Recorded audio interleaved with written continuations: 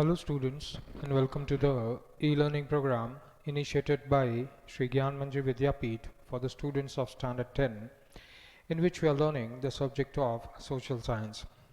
Students, we had started with chapter number 12 in the previous lectures, so let us take a quick recap of what we have learned for chapter number 12. Name of the chapter is Minerals and Energy Resource. This chapter falls in the geography part of the textbook.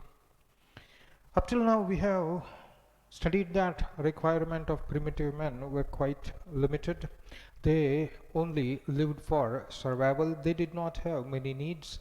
Their survival meant just gathering food, hunting food, eating it raw. For the purpose of taking shelter, they found caves or they took shelter under trees, big rocks, etc.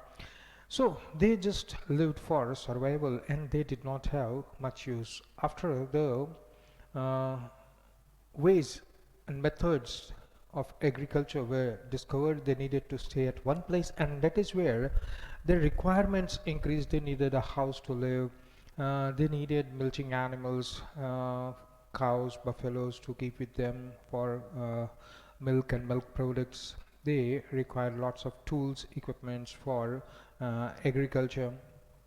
They needed to draw water, so they had to use their mind and find out one or another way to make the tools and equipments required for making house structure or agriculture purpose. For selling it in the market, they needed transport. So their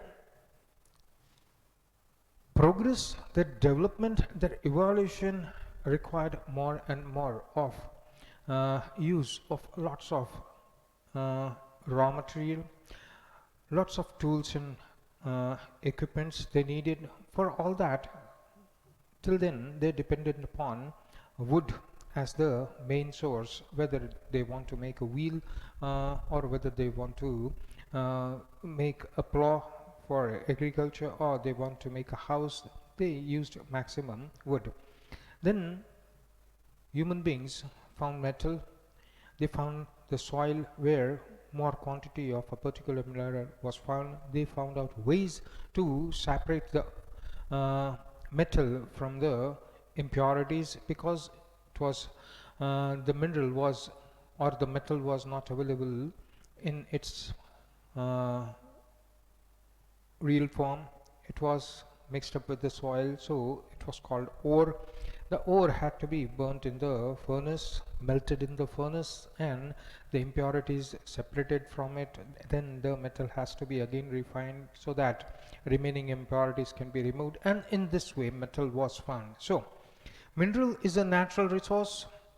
What is a mineral? That also we learned, which has specific chemical composition. It's made by the abiotic process of the within the earth, and minerals, it's a natural resource. The human evolution process is divided into various stages, that is stone age, bronze age, then came the iron age where the steam engine was discovered, and then we had industrial revolution. Then today's world is called modern age or the atomic age. Understanding the definition of minerals, we just understood what is mineral. It's made through the abiotic process which happens inside the earth, and it has fixed chemical composition. It has certain properties of itself. Then we learnt about the classification of minerals. Basically all the minerals are available in various states, for example solid, liquid and gas. Then metallic minerals, non-metallic minerals, and minerals used as energy resource. That is the broader classification of minerals.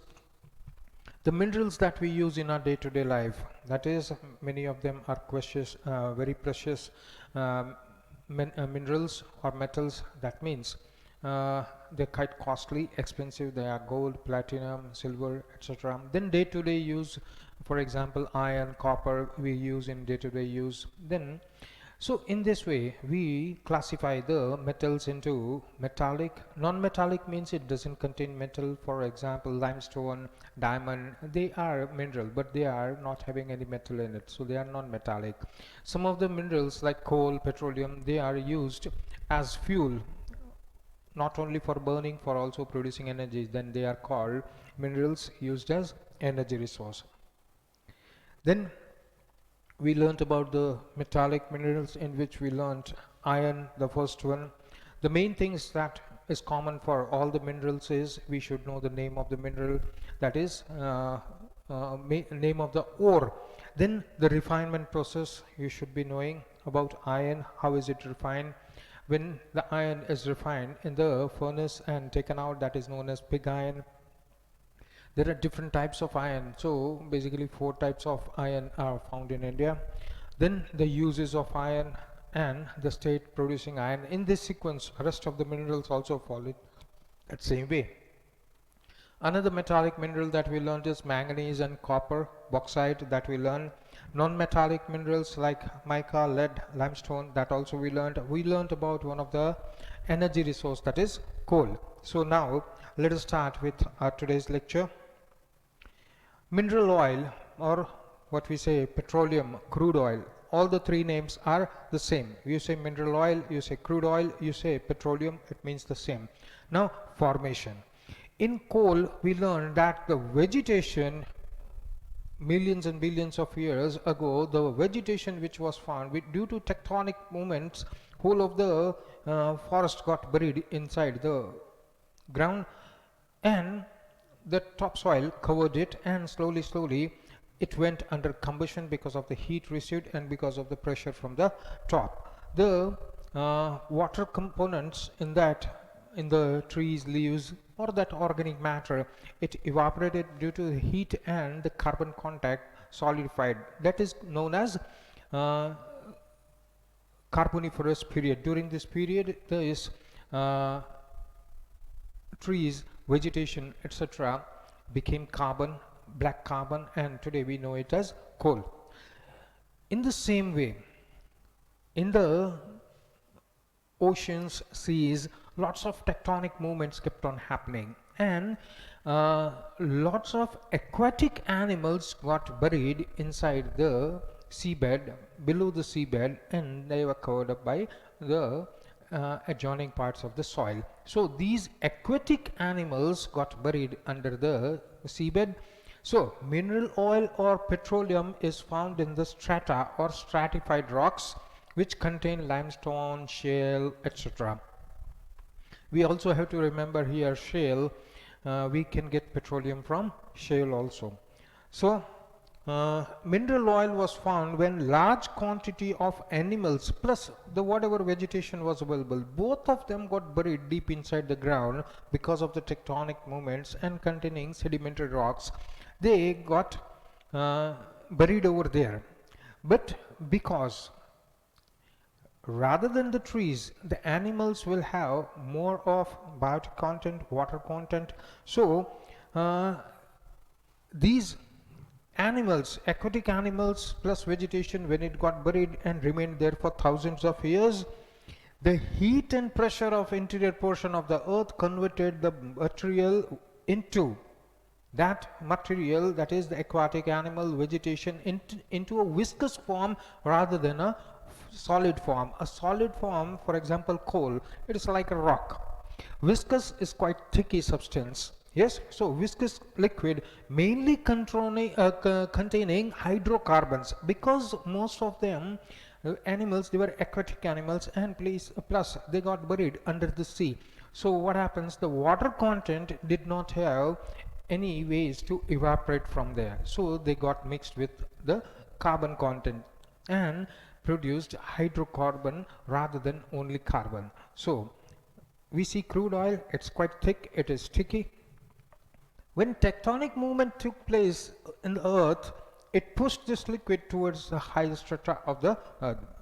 In the earlier time, because of the tectonic displacement or moving away from each other, all of a sudden all those aquatic animals got buried inside the earth and the tectonic plates covered them. So they stayed over there for thousands of years, and the liquid content plus the organic matter, both of them formed into the viscous liquid, which is today known as crude. Now again due to the tectonic movement, whole of this portion got pushed towards the surface. So some part of liquid also got pushed towards the sea floor. The first well, now it's quite buried deep inside the earth, so you have to drill a hole because it's liquid, right? So you have to drill, just like we have a bore well to we have to drill a bore well to pump out water. Same way, to pump out the crude oil, we need to drill a hole quite deep into the earth. It is very easier to do that in the sea because the seabed is quite below the surface. So if we see on the land, and this is the sea. So on the land, if the crude oil is found over here, you will have to drill this much. But the same crude oil you will find over here, you just have to drill this much. Rest the pipelines can be laid in water, right? So it becomes easier to explore and find oil in the seabed because we have to drill less. It is less expensive, and whatever crude oil we pump out, that can be sent with the help of pipelines to the nearby refineries. So in this way, as lots of crude oil portion got pushed towards the sea, so we also find crude oil near the seashores. The first oil well of India. The first oil well of India was dug in way back in 1866 when the Britishers were ruling in Assam. Later on, oil wells were dug at several Indian locations also. Oil was found at lots of places, but first oil was found in Assam, and oil well was dug in 1866 in Assam. The oil fields of India, from where oil is extracted, they are divided into 5 zones. Oil fields of Northeast, oil fields of Gujarat, oil fields of Bombay High, oil fields of Eastern Coast, and oil fields of Rajasthan. Rajasthan, we know, the whole completely filled with sedimentary rocks, so more probability of finding oil over there.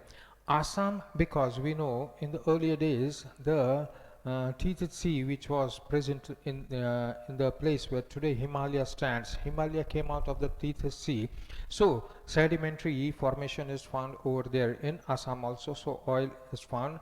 Gujarat, which is quite near the coast of India, on the coastal, whole of the coastal area is there, so there is chance that we can find lots of oil in the Bay of Khambat and the Bay of Cambay. So then near the Kutch area also, and near the Bay of Khambat, we can find oil at both the places. Now the 5 zones.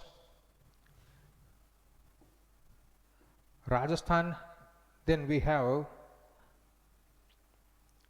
Gujarat. So these are the places where sedimentary type of soil formation is there. Here, because of coastal area, we can find lots of Bombay High, which is situated away from Bombay, and here lots of oil is found that is transported to the nearby oil refinery, which distills the crude oil and separates petrol, diesel, grease, kerosene, etc. from it. From distillation we get all that. Then the fields of East Coast,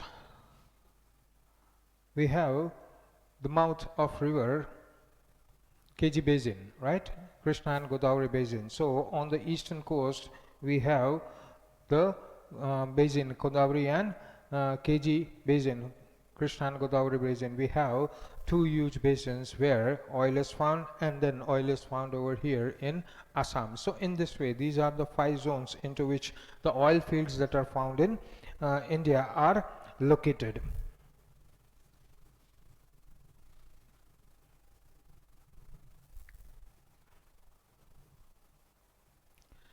Oil fields of Gujarat, very important. In Gujarat, oil was first found at Lunaj in Kheda district. Now it is in Anand district. Earlier it was in Kheda district. Now it is in Anand district. In 1958, after we got independence. After that, oil was also found at Ankleshwar, Mahesana, Kallol, Navagam, Kosamba, Sanan, Ahmedabad, Gandhinagar, Vadodara, Bharuch, and Bhavnagar also. So these are all the places, because all these places, they are on the coastal area, so high probability that oil can be found over here.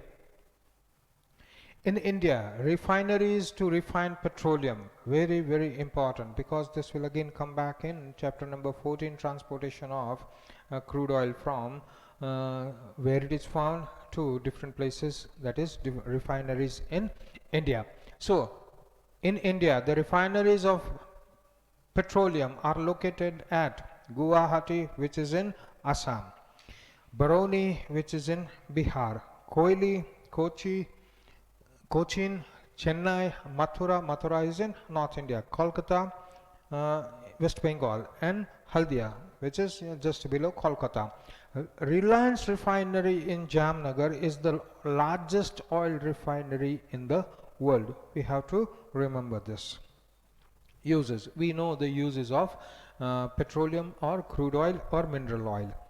Petrol, diesel, kerosene, naphtha, natural gas, etc. are all obtained on refining petroleum or say mineral oil. You have studied either in the 10th standard, or you will now be studying about the distillation process of mineral oil in 10th standard. So that is about that the crude oil, with the help of distillation process, we can separate all these things from crude oil. Petrol, diesel, kerosene, jet fuel, then the things that we lubricate, that is lubricants, etc. Lubricating oil, grease, and at the end we get tar. So naphtha, natural gas, etc. they are all obtained from the refining of petrol or say mineral oil. These components are mainly used in running vehicles. Then it is, for example, naphtha, it is also used in as fuel oil and for producing electricity. So these are the uses of. Now we come to natural gas. Natural gas is obtained from mineral oil. Now, for the purpose of understanding, we just understood that oil can be found below the seabed, same way it can be found below the ground also. You have to drill a hole to pump out the, when we find the oil, we have to pump it out, right? So when we pump it out, now because heat from the core continuously keeps on coming, right? So this heat heats up the crude oil, and the top portion is having natural gas, below you will have crude oil. So wherever crude oil is available or petroleum is available, from that same site we can collect natural gas, which remains on the top of the crude oil. Availability of natural gas, where the complete crude oil has evaporated and become gas, that means natural gas. So there is possibility that you can have natural gas without any crude oil, or you can have crude oil and natural gas both coming out of the same site or location. So natural gas is obtained from mineral oil. You heat up mineral oil, you'll get natural gas. Natural gas is cheaper form of energy. Moreover, it does not cause pollution. We use petrol, then it causes a lots of pollution, petrol and diesel. But in vehicles we use CNG, compressed natural gas, right? It burns out completely and it does not pollute, because the pollutants are already removed in natural gas. So it just burns and it pollutes nothing. So we have now lots of vehicles that are running on CNG, so that we can bring down the pollution level.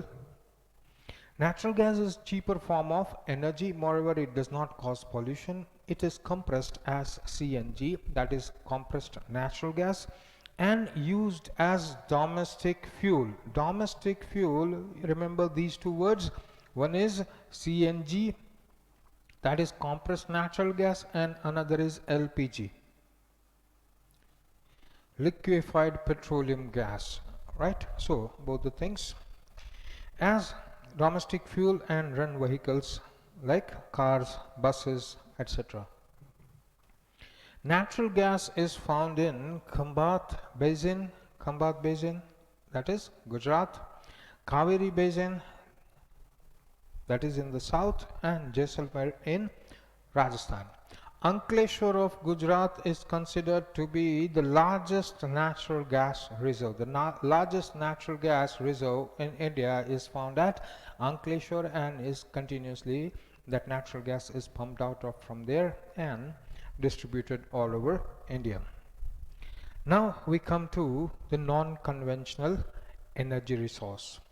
Coal and mineral oil are conventional. Coal and mineral oil, they are conventional resources.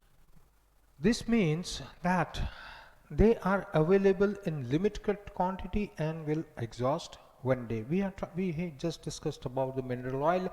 Yes, that took billions on millions and billions of years to make it. Now it is available to us. Once we pump out all the crude oil from the earth, then the crude oil reserve or the crude oil that is present inside the earth will finish out or will exhaust, and we will not have any more of that. Earth perhaps can make another, but then again it will take millions and billions of years to form. So coal and mineral oil, they are all conventional. We have been using it for quite a lot of time, but they are also non-renewable energy. We cannot renew them. That means that they are available in whatever quantity they are available, that's it. After it's over, we do not have any more of it, so they will exhaust one day. To overcome this problem, the world started means to conserve them and find out alternate sources of energy. A very, very important thing. If we keep on using it the way we are using it, then it will exhaust in a few decades, and then we will be out of any energy resource. Whether that is mineral, that is coal, whether that is mineral oil, or whether that is, say, radioactive elements like uranium, thorium, which we use for producing electricity, all of them one day they will exhaust the way we are using it. So people became aware of it, countries became aware of it, and started finding out alternate ways to produce energy which can be renewed again and again on a daily basis. So that is alternate sources of energy. As a result, men started making use of alternate resource such as energy resource such as wind energy. Yes, today wind comes. Yes, we have seen lots of windmill all across Gujarat and lots of other places also. So these windmills, they keep on churning, and the blades keep on revolving, and these huge blades, because they revolve because of the wind, they rotate the generator, and electricity is produced by it. Yes, by the moving of the motor. So wind energy, then solar energy. Solar, that heat energy of the sun falls on the solar panel, which activates the cells over there, and by their movement they produce electricity. Biogas, we'll learn about it. Tidal energy, that is also a non-conventional energy resource, and it is renewable also. And geothermal energy, all of these, they are renewable energy resource, or say they are inexhaustible energy resource. So all of these starting from here up till here, all of them, they are non-conventional,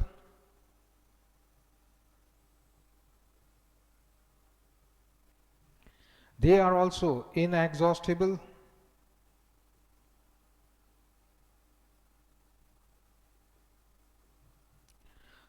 they are commercial also, and they are renewable also. All these four things mean the same for them, right? For example, if we take wind energy, it is non-conventional. Yes, we just started using it and we do not use any of the conventional resource to make energy, so it's a non-conventional energy resource. Next is inexhaustible. Yes, wind never exhausts. Yes, today wind might not be there because there is no movement of air, but tomorrow wind will be there, so it's renewable also. So it's non-exhaustible, or you can say inexhaustible. Both the words are same. It is commercial also, because we just have to invest one time by building all of those windmills and a little bit of maintenance, but it can be commercial. The electricity produced by it is quite cheaper than the non-renewable resources. This is renewable also, whether it is wind energy, solar energy. Yes, the sun comes up every day and we can keep on producing electricity, so it is renewable. So all the four words, they mean the same. Many countries have already started making use of these energy resource out of that. US, Russia, France, Canada, Australia, Netherlands and Japan, they are advancing in these fields quite effectively, because these are quite uh, rich countries, they are quite developed countries, and they use more of electricity. So it is their first concern to find alternate resource for producing energy, so that they can conserve, they can preserve the rich exhaustible energy like coal, mineral oil, etc., shell oil. All these they can preserve for future use or for the future generation, while at the same time they can use for day-to-day use. They can use these non non-conventional energy resources and save their energy resource. In 1981, India formed Commission for Additional Source of Energy, that is CASEE. CASE. So, Commission for Additional Source of Resource. Additional because we already have coal, we already have lots of radioactive elements from which we can produce electricity. We have lots of say crude oil also, from which we can produce energy. So we have to find some additional source of energy. So commission was set for that. That is called CASE, CASE, Commission for Additional Source of Energy, for identifying and using renewable source of energy. Yes, this is at national level. So in Gujarat, we set up Gujarat Energy Development Agency, that is GEDA, GEDA, Gujarat Energy Development Agency, and it's working in this direction to identify and use renewable sources of energy. First, we learn about solar energy. Sun is the main source of energy on the earth. In the previous year, we learned that Gujarat has the highest percentage of insolation. That is, it receives highest amount of heat energy all around the year. It is visible during most of the days of the year, just for the purpose of elongating the points. Yes, of course, sun is available in India. Sun is available, yes, and can be seen most of the time of the year, apart from the few months of monsoon. Otherwise, the sky is clear and we can see the sun. If we can see the sun, that means we can harness the energy of the sun. The biosphere on the earth exists due to solar energy, that we know. Man has learned to tap. Tap means to harness the solar energy and use it in various forms. Not only for producing electricity, right? It can be used for just heating purpose also. So for example, we have that solar cooker. Yes, उसमें कुछ नहीं होता है, एक इतना सा box होता है जिसमें चारों तरफ अंदर की तरफ शीशे लगाया जाता है. So the sun, light of the sun gets trapped over there and then it is focused. So बीच में कुकर या कोई भी छोटा vessel रखने से the heat gets concentrated on that vessel and within no time the water is boiling. So in this way we can have lots of use of the sun energy. India has also progressed well in solar energy technology.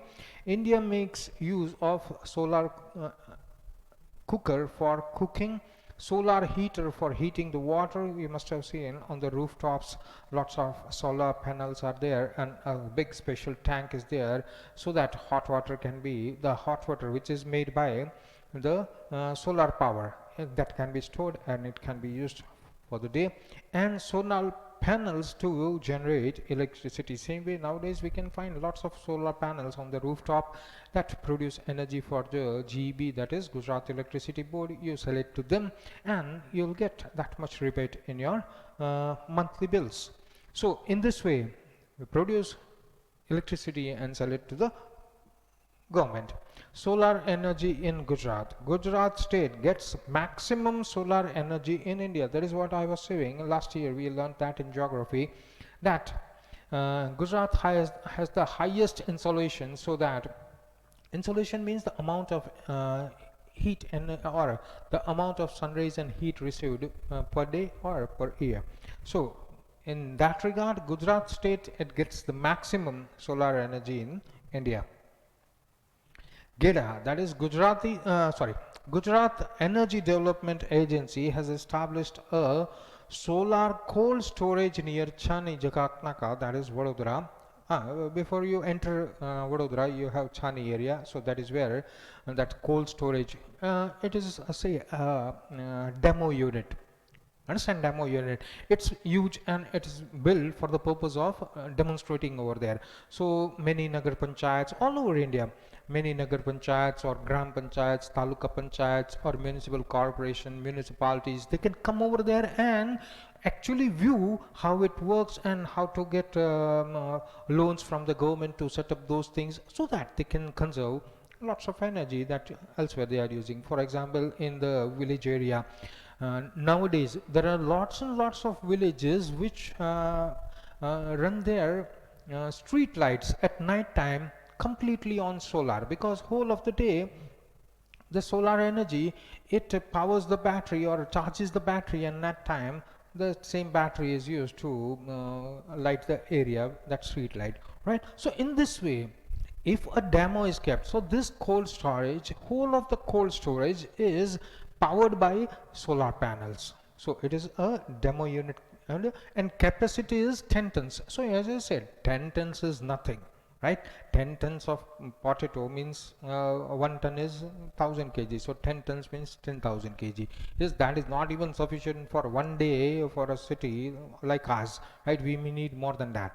So it's a very small unit, but it is only for demo, so that people can come and see the demo, and then they can have their own solar cold storage plant in their area. A solar energy plant has been installed at Madhopur near Bhuj in Gujarat for desalination of saline ocean water. Now, understand these words: desalination of saline ocean water. Now, it's quite simple, that the sea water, it contains two things: water plus salts, dissolved salts, right? So with the help of a big pipe, you bring in that water to the establishment, yes, and you heat up that water. What happens? That water vapor gets collected and you can store it in a tank, and what remains is salt, which can be sold off, yes, or it can again be dumped back into the ocean. So in this way, this is called a desalination plant. So because Kutch area, Bhuj area, we know it has a very huge scarcity of water, right? This year, for example, it had 150% of rain, yes, and now it doesn't have any place to store it, right? And it's a desert area, so the water just flows away. So to give the people pure drinking water, so a plant is established over there by GEDA, a solar energy plant has been installed at Madhapur near Bhuj in Gujarat for desalination of saline water so that they can get pure water, drinking water and water for use from seawater. India, including Gujarat, makes use of solar panels to run street lights in villages that do not have electricity. This we already discussed. Yes, just like rest of the country, there are still lots of villages which do not have still electricity coming to their uh, small villages. Yes, so uh, most of these villages, the gram panchayats, etc., they are helped by the government so that they install these street lights which are solar powered, so that at night at least there is lots of light and you do not have to pay much about it because it's available on subsidy from the government. So the village can very well afford to buy a few street lights and sufficient lighting is available during the night time. The solar panels are also used to irrigate the farms and for running television. Now, Gujarat government has also, just like all the other state governments, so Gujarat government is no special, but then Gujarat government has started giving loans to farmers who can set up the whole solar panel which is sufficient to pump out water from the well or tube well and give it to the field, that is irrigate the field. So you can imagine the amount of money that these farmers had to pay to the GB, right? Because they have been using, because to irrigate one farm whole of the night they have to keep on pumping the water. So that much electricity is used. Then we can do it during the daytime when the sun is there. We can charge up the batteries, and in the night time those batteries will keep on pumping out the water from the well and keep it irrigating to the fields. So in this way, the establishment of these solar panels or the complete establishment over there, it just takes a one-time installment that is half paid by the farmers and rest of that is given as subsidy by the government. And in this way, farmers, these solar panels are used to irrigate the farms, and it is also used for running small gadgets and tools and equipments that run on electricity, like running television or doing some small farm work, that machines which work with electricity. Next, we come to wind energy. The sun warms the different parts of the earth differently. Yes, we know how wind is caused. Wind is caused when there is a depression in the atmosphere because of lots of heat. The air rises up. So cold air from nearby area rushes to fill up that void or rushes to equalize the pressure over there. Wind is caused. So sun warms in different parts of the earth. This creates low pressure at some places and high pressure at other. Definition is wind is formed due to this pressure difference. When wind rushes from cold area to those hot areas to equalize the pressure over there, because hot areas the air will move upwards, hot air moves up, so hot air will move up and a low pressure is created over there. So cold winds, where a little bit cold is there, there the pressure will be high, right? So that high pressure wind air rushes over to the low pressure areas to equalize it, and in this way wind is formed. India makes use of the wind by running the windmills and producing energy. Yes, huge windmills are set up, huge blades are there. These blades are moved by the wind. Yes, and they are located usually say on the seashore where there is lots of wind. As you'll find huge wind farms near Jamnagar, etc. Yes, a whole stretch of the shore where lots of wind keeps on coming from the seaside, and continuously electricity can be produced from these windmills. Same way, windmills are also established on small hilltops where more amount of wind is found. So India makes use of these use of wind to run the windmills and produce energy. India has installed several windmills at the seacoast and in open spaces or on hilltops. Today, very important, India has become fifth country in the world to produce energy through wind. Which are the states that produce electricity with the help of wind? Gujarat, Tamil Nadu, Maharashtra, Andhra Pradesh, Orissa, Karnataka, Madhya Pradesh and Kerala, they all produce wind energy. Apart from Madhya Pradesh, we can see that most of these states are having coastal line. Yes, in Gujarat, wind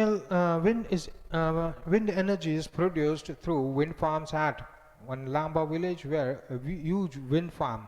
Yes, wind farm is where lots and lots of windmills are established at the same place, so that because that place has more amount of wind throughout the year. So wind farm at Lamba village near Jamnagar and at the sea coast near Mandvi in Kutch.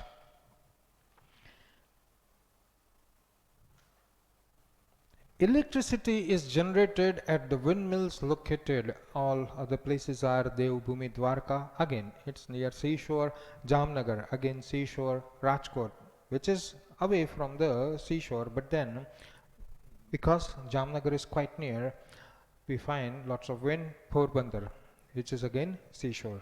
So these are the places where we find lots of wind on a continuous basis, and these are the most suitable places to establish windmills and thus produce energy with the help of wind and reduce our load on thermal energy, that is electricity produced by burning coal, and we can also lessen the load on the nuclear plants which produce electricity.